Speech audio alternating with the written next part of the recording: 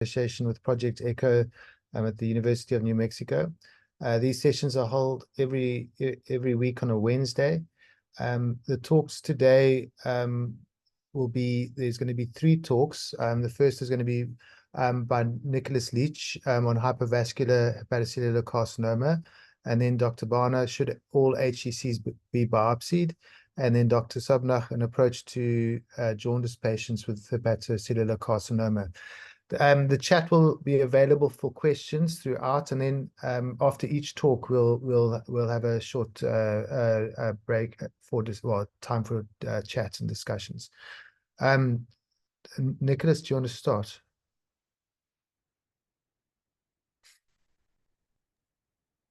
Thanks, Mark.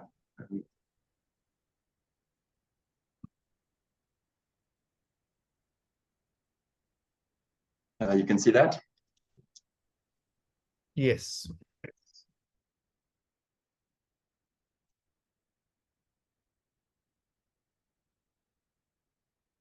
So with the increase in prevalence of surveillance protocols for the at-risk patients with chronic liver disease and the refinements of the diagnostic imaging modalities we have available, small hypervascular liver nodules are starting to be more easily found. And consequently, it's become less rare to encounter these small hypo or isovascular HCCs. The difficulty is these imaging findings are atypical for a definitive HCC diagnosis in most of the algorithms that are proposed in the international guidelines. But we see during the last 10 years, the frequency of HCC less than 2 centimeters, sort of found nationwide in certain regions, has increased from around 25 to 34%, especially in areas like Japan. The question arises, how are we going to deal with these sort of atypical lesions? And to start with, vascular HCC almost sounds like an oxymoron.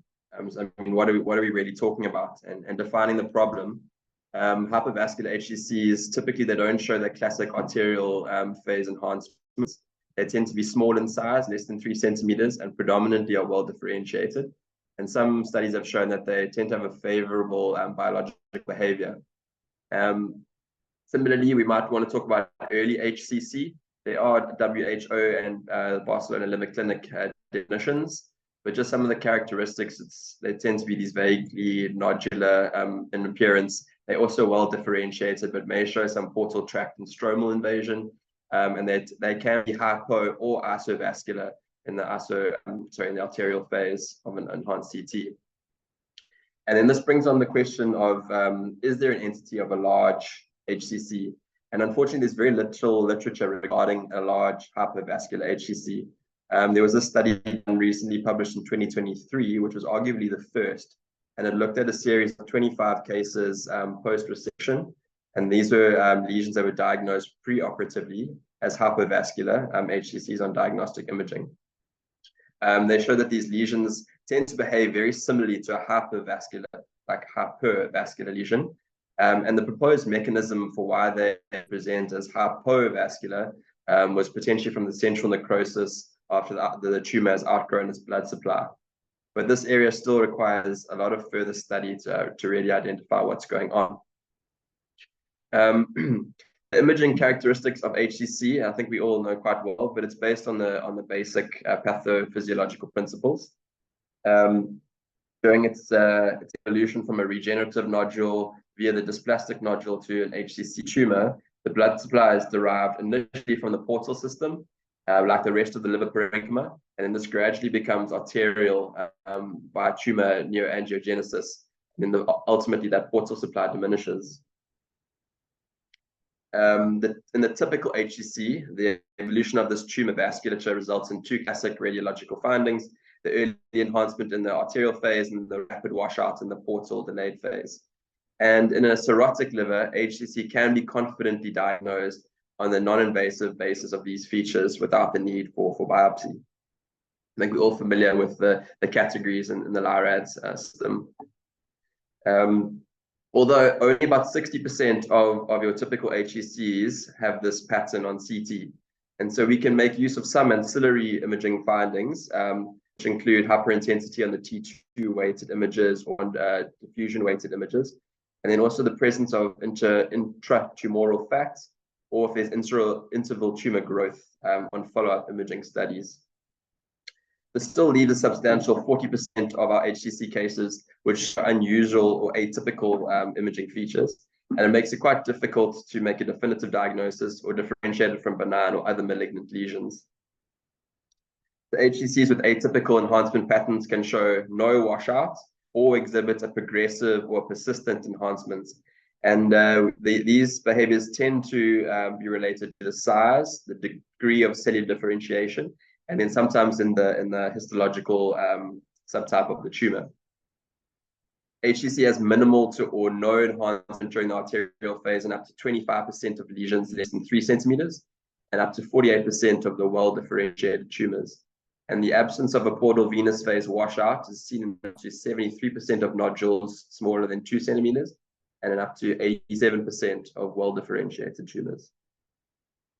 Just in terms of working these lesions up, I think we would refer to the European clinical practice guidelines at our institution. And it seems to provide quite a user-friendly approach, specifically to these hypervascular nodules.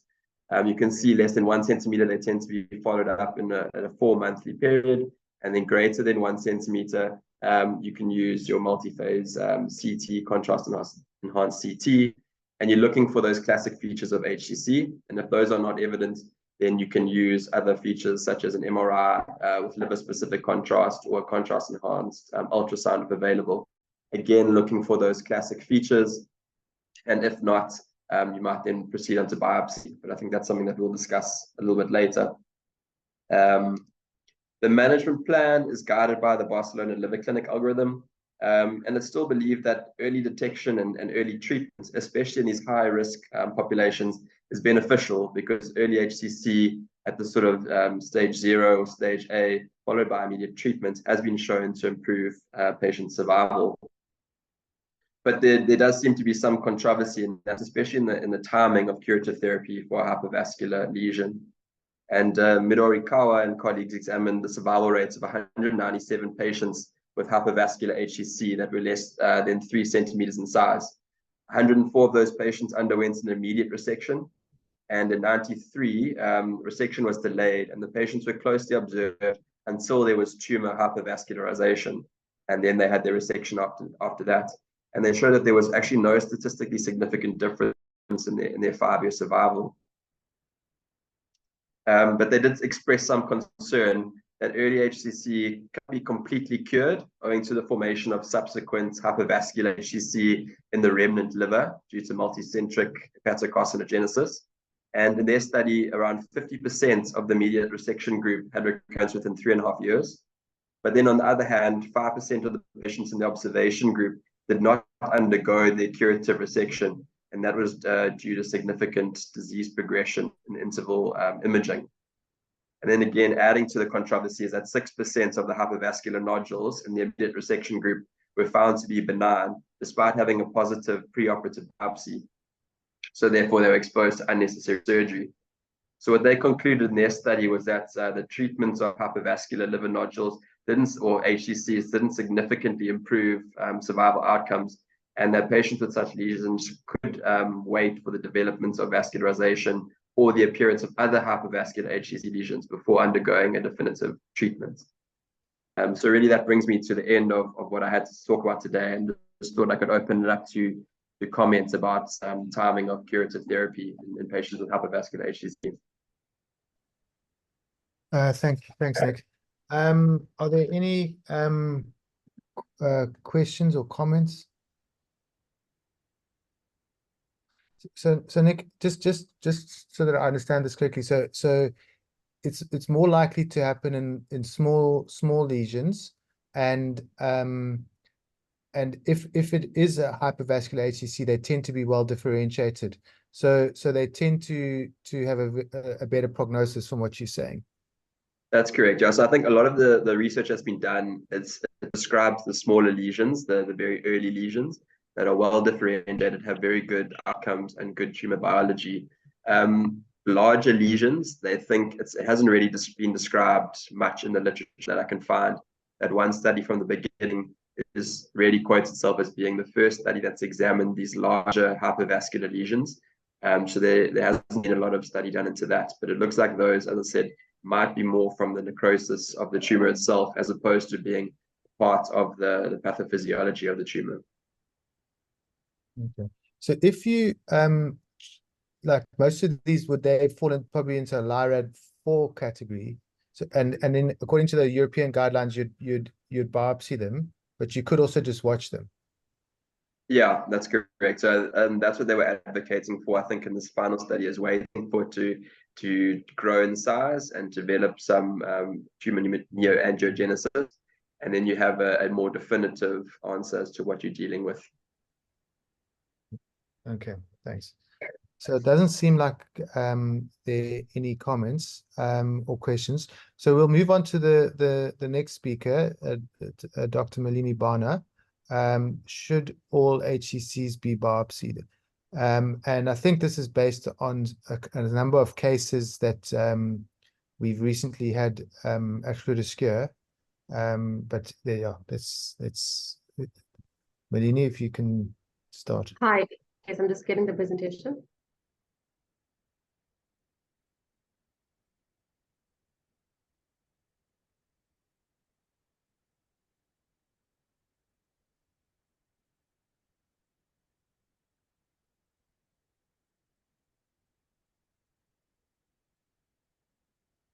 Okay, hi, can you see my screen?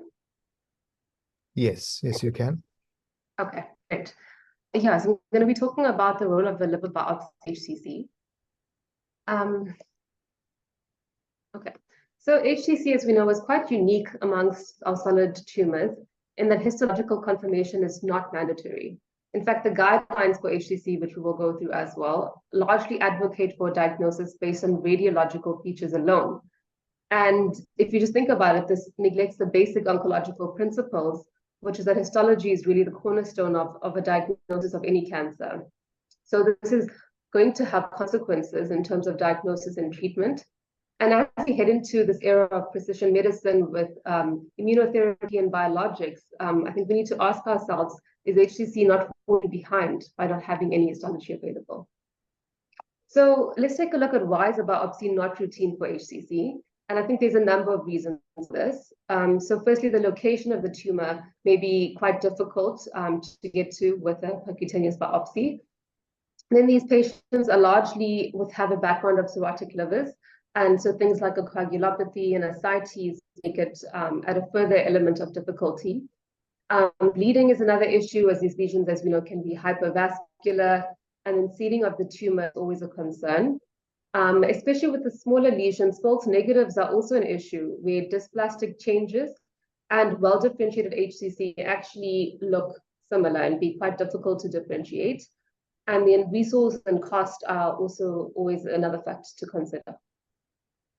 So what do the guidelines tell us? If you look at the European and the American guidelines, the latest ones being from 2018, they've defined non-invasive radiological criteria, which you can use to diagnose an HCC.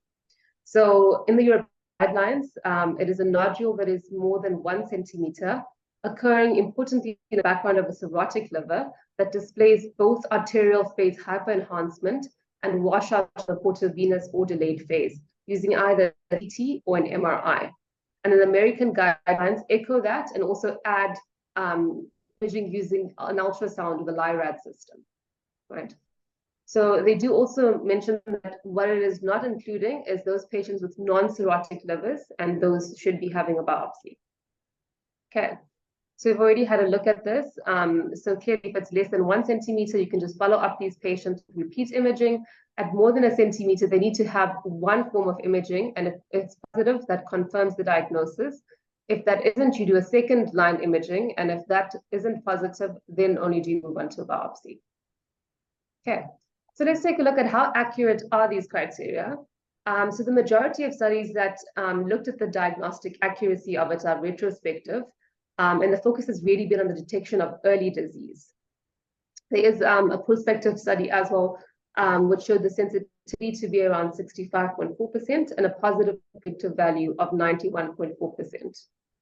There was also meta-analysis that was done, and this looked at both CT and MRI separately, and it found sensitivities and positive predictive values of between 70 and 85% for both of them. So who should we be biopsying? Okay, so the first category would be those with this diagnostic uncertainty. So anybody with indeterminate lesions on 2 imaging modalities. So they've had a CT and an MRI, or a CT and a contrast-enhanced ultrasound. And this patient should obviously also be a candidate for surgery or for systemic therapy. Otherwise, there's no point.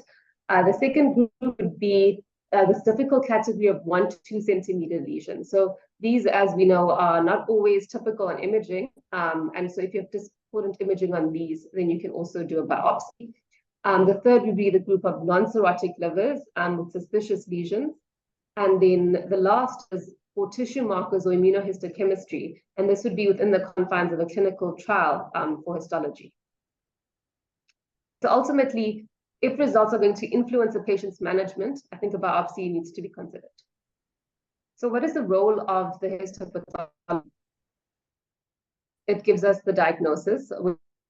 But other than that, it also allows subtypes of HCC.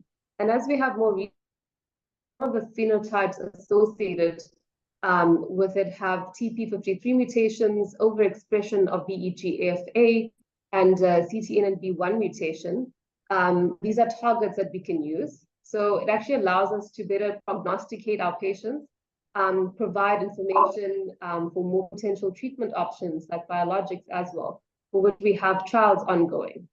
And really, all the data that we have so far available for HCC is not based on biopsies because we so seldom do them, but it's based on histology specimens that are taken from patients who've undergone a resection. So these are largely early stage lesions, patients who have a background of livers that may not be cirrhotic. And as a result, the biology is likely very different from advanced state HCC, for which we don't have much data available.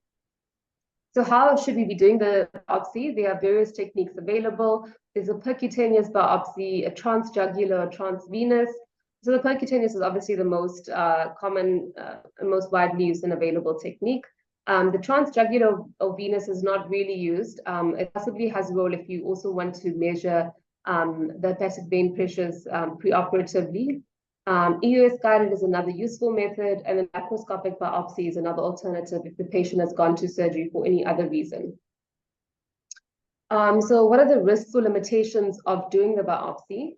The commonest being pain and bleeding associated with it.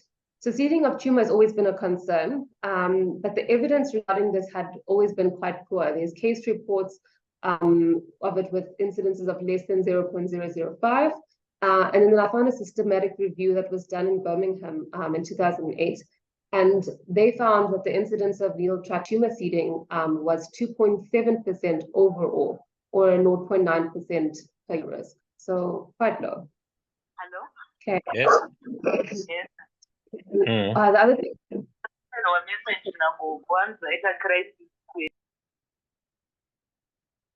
The other thing to consider is a liquid biopsy, which is really what we're moving to in the future. So this may be helpful in small lesions that are 1 to 2 centimeter size. So what studies doing this biopsy have found is that they look at the surface markers of the extracellular vesicles, and they've actually identified markers that can differentiate between HCC and a cholangiocarcinoma. So it's quite helpful for these small size lesions. But at the moment, of course, it's still an emerging method with limited high quality evidence. It is, of course, would be preferred in patients with a coagulopathy and ascites, and it's much less invasive. But at this moment, it's not really readily available in most centers. So, sorry. I think in conclusion, a biopsy should be considered in all lesions, and you should just weigh up the benefits and risks for your patient. Do it if it's going to change patient management decisions. And if the guidelines are not clear, these patients should be discussed in an MDT. And then ultimately, one might argue that it's actually an ethical necessity, because if the results can help us define subgroups of patients who can benefit from certain types of therapies, avoiding unnecessary treatment and potentially lowering costs of the healthcare system. So that's definitely something to consider. Okay, thank you. Thanks, Malini. So while we wait for if anyone's got any comments or questions, if they can just raise their hand or put a comment in the chat. So we've been very anti-biopsy generally, but I think, like you said, there's a bit of a shift, and that's because we're starting to rely more on trying to assess tumor biology. And there's certain situations where, for instance, if you look at the Toronto criteria now for liver transplantation, we know that that the well-differentiated HCCs have a much better prognosis than the poorly differentiated ones, even if they're quite large. Do you think, like, we see a lot of patients with non-cirrhotic HCCs, and the LIRAD system doesn't really work for that? Should we have a lower threshold to biopsy those patients? Definitely. I mean, I think the risks of the biopsy, as we've seen, are not that high for seeding. And if they're non-cirrhotic, the risks of bleeding and other issues are also mitigated. So I think we should have definitely a lower threshold for biopsying them. Yeah. There's a question related to the previous talk, which says, why is a well-differentiated tumor more likely to overgrow its tumor supply and become hypervascular due to necrosis? I would think this occurs more in poorly differentiated tumors. So Nick, I'm going to ask you to comment on it, but I think the necrosis is more likely to happen in the big tumors. So if you have a big tumor and a hypervascular HCC in a big tumor, that's more likely to be due to necrosis. But why in the smaller ones are they hypervascular, Nick? The smaller lesions hypervascular is just because they haven't had they're still small enough to be sort of supplied by portal supply, and they haven't grown to needing that arterial supply. There is that changeover from a regenerative nodule to the dysplastic nodule, where they're still getting portal supply, and then the very early nodule is hypervascular. We think because there's a point at which the portal supply diminishes and the arterial supply hasn't yet fully taken over, so you don't see the classic arterial enhancement, and then you're also losing a bit of that the portal as well. Yeah, so I think, so if you think about it, even histologically, they sometimes struggle to differentiate a dysplastic nodule from a very well differentiated HCC. And I suppose it's the same in the imaging. In the beginning, it may not be that obvious, and it may still not have become hypervascular, although it's become a invasive tumor. Yeah. There's another question. Is the Toronto criteria gaining more traction within the region and internationally? So my take on this is that, if you look at if you look in South Africa, because that's what I know about, the results of the liver transplants for HCC are actually really good, and we should probably be using more broad criteria because our survival rates for patients who get transplanted are well over 60% 5-year survival. So I think basing it just on size is probably not the right thing to do, and looking at the tumor biology and doing biopsies, and if it's well differentiated, considering transplanting patients with larger tumors is not wrong, and I think that's gaining more traction around the world.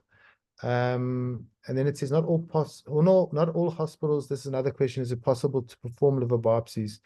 What is the role of fine needle aspiration, FNAP, in aiding diagnosis?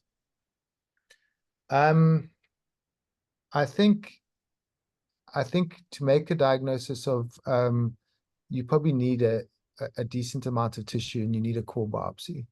So I think if you can't do that, it's going to be difficult to get an accurate diagnosis. All right. Are there any other comments? Anyone? I don't see any hands that are raised. So then we'll move on to the third presentation by Dr. Sobnach, who's presently doing his PhD on hepatocellular carcinoma and looking at our experience in Cape Town. Sanju? Yeah.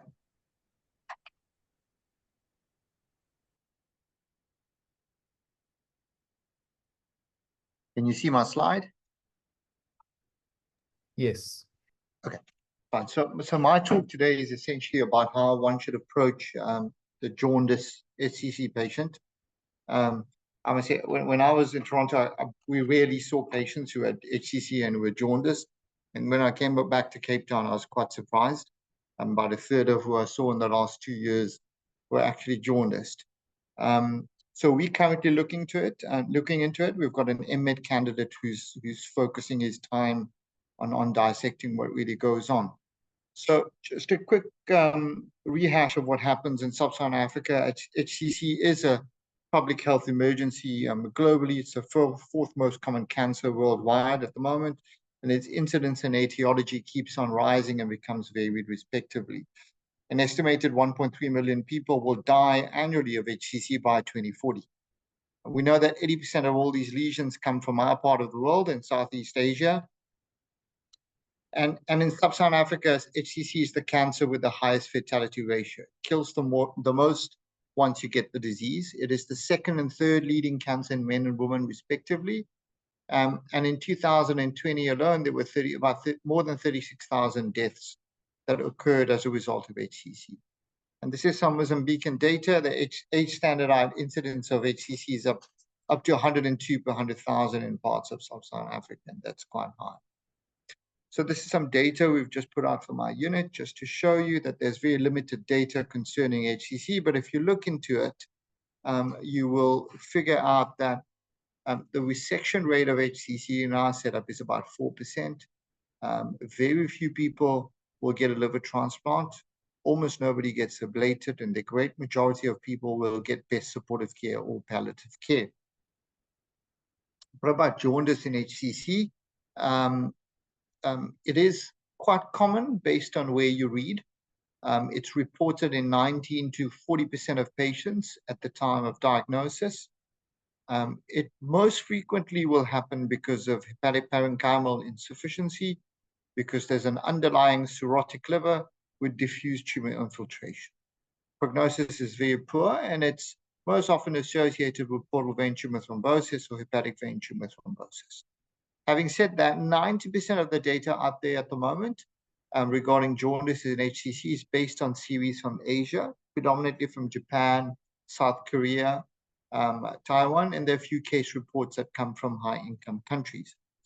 So I'm just going to show you two cases we saw semi-recently. First one is a 69-year-old man, performance status 1 when he came to us, cirrhotic HCC, early risk factors that of smoking, came just with an AFP of 58,474 with a Child-Pugh B7 MEL12 and a BCLC stage C. His CT scan, which I will show you a snippet of, showed a large left-sided tumor with portal vein tumor thrombus. Clinically, he was jaundiced.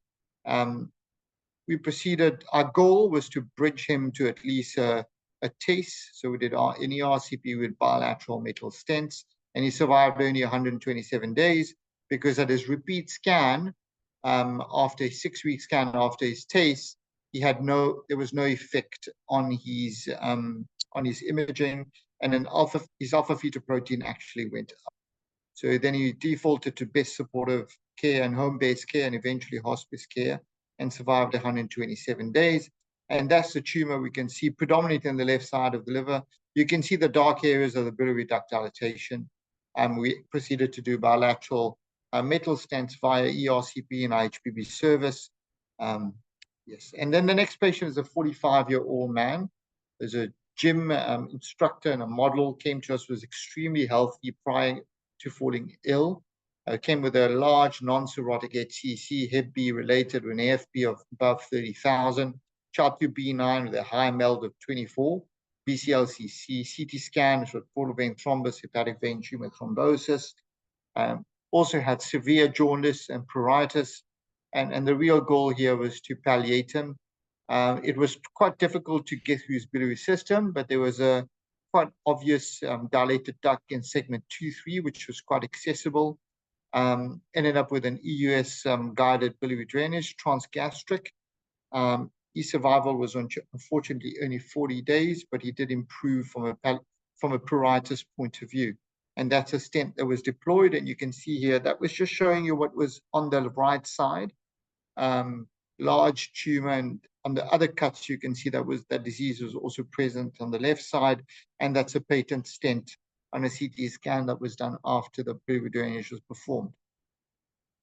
So there's this entity called icteric type hepatoma. That is the one disease, that obstructive jaundice that you get when there's biliary obstruction. We know that the great majority, so 80% of them, will be because of mass infiltration of the hepatic parenchyma.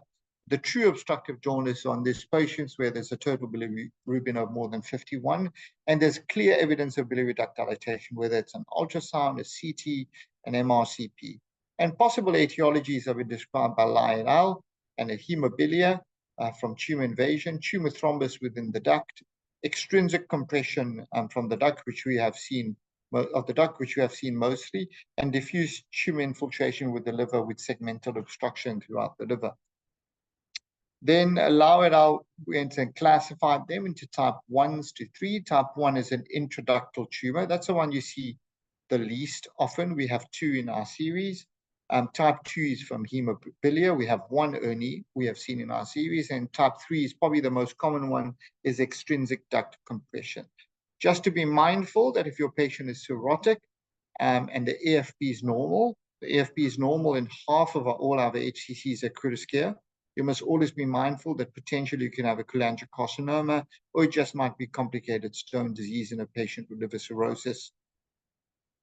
So we would say that every single patient where you really plan to intervene, or for argument's sake, all of them should go through an MDT.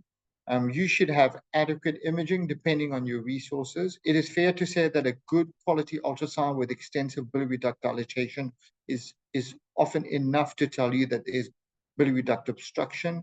Other centers have described the use of CT, MRCP, or even with a PTC-EUS and any RCP.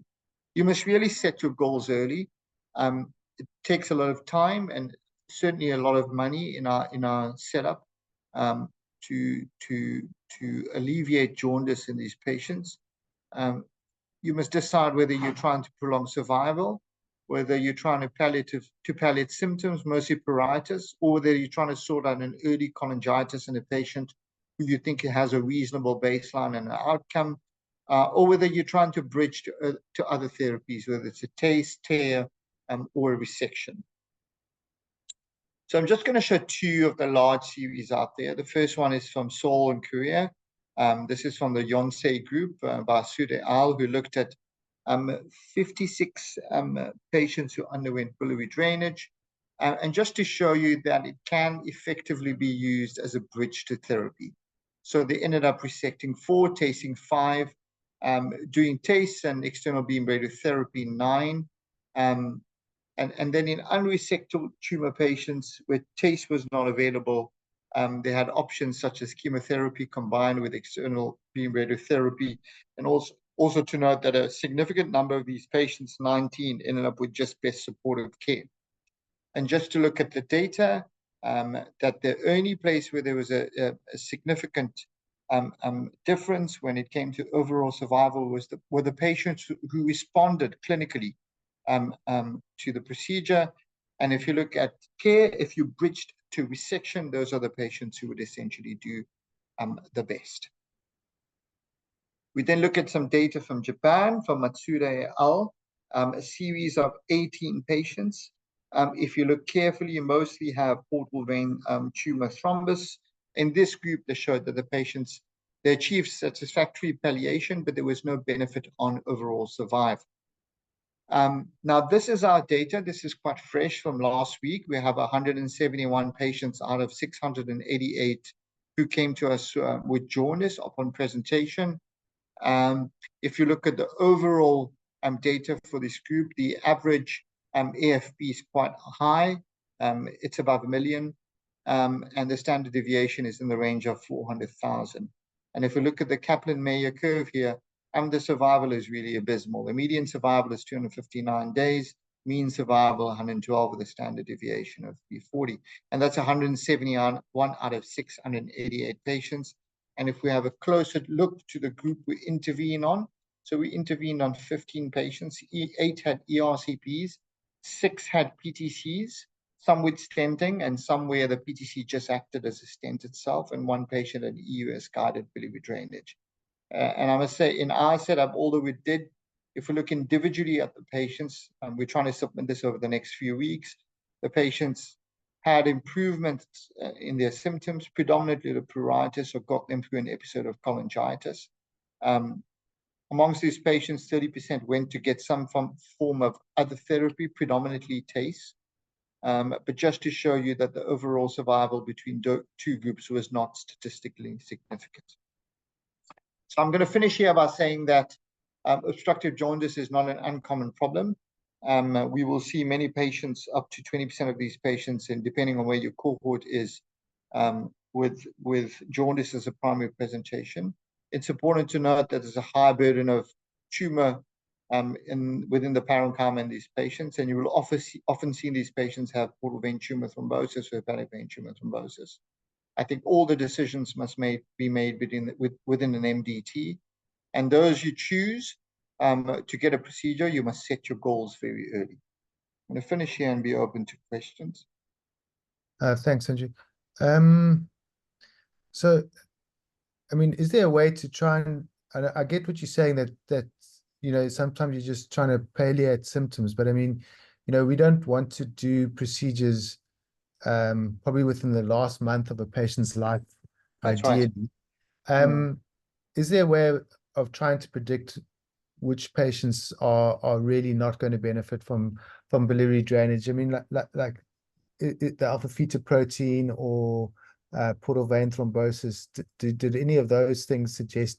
Yeah, so we're going to do a multivariate analysis now. We actually had to clean out the data a bit more. And the one thing we didn't do enough, I think, in the initial analysis is we didn't go back at those 171 odd scans to look at true biliary duct dilatation on all the CTs.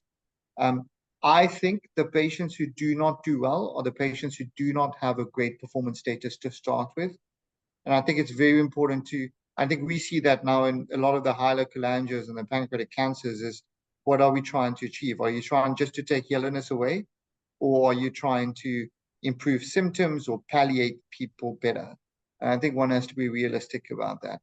I think the patients who have tumor thrombosis, who have vascular invasion, and the patients who have poor baselines to start with, I don't think those patients perform quite well. The AFP is very controversial for us. I mean, I think Malini's point of biopsying is there.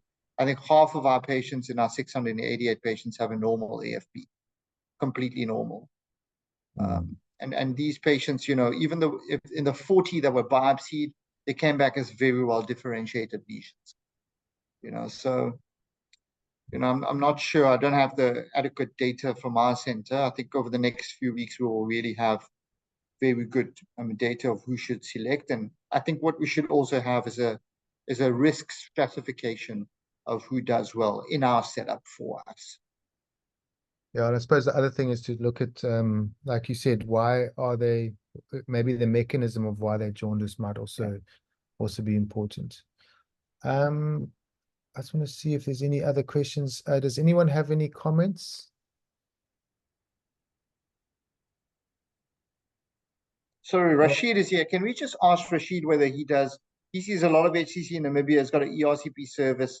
Does he ever ERCP stent, or does he ever do that? Rashid, are you there?